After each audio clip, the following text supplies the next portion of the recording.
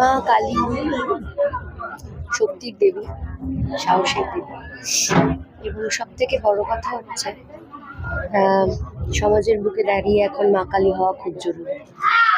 তো তিনি আসছেন, আর তার আরাধনায় এখন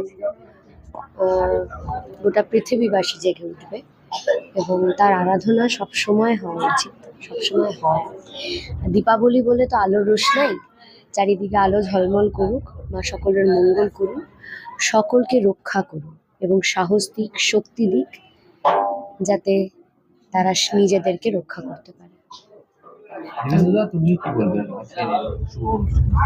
বলেছে যেটা সেটাই বলবো, যে মা আসছেন এই সময় আমাদের সবাইকে যেভাবে আমরা সবসময় প্রতি বছর মায়ের আরাধনায় থাকি, আমরা সেটাকেই আমরা আরো ভালো করে যাতে করা যায়।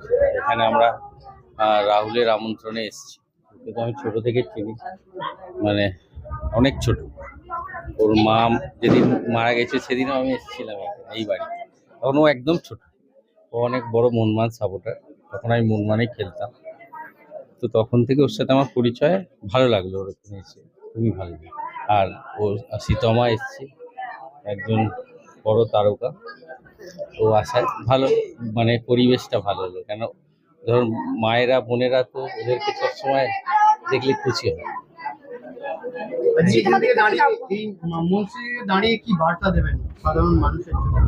বার্তা ওর সীতমা যেটা বললো একই কথা, যে দীপাবলি এক উৎসব শুরু হচ্ছে, সবাই ভালো থাকুন, সবাই আনন্দে থাকুন, উৎসবের মতো পালন করুন, যেন এই উৎসব অন্য কারোর যাতে নিরানন্দ না হয়। সবাই ভালো থাকুন। মায়ের কৃপায় পুজো হচ্ছে, এর বাইরে কোনো বলার নেই। দুজন স্বনামধন্য মানুষ আমার সাথে এসছে। দীপুদার সাথে আমার ছোট থেকে রিলেশন। তারপর শ্রীতমা এসছে, আমাদের দলের একজন সভানেত্রী প্লাস অভিনেত্রী, বন্ধুর মতো এসছেন।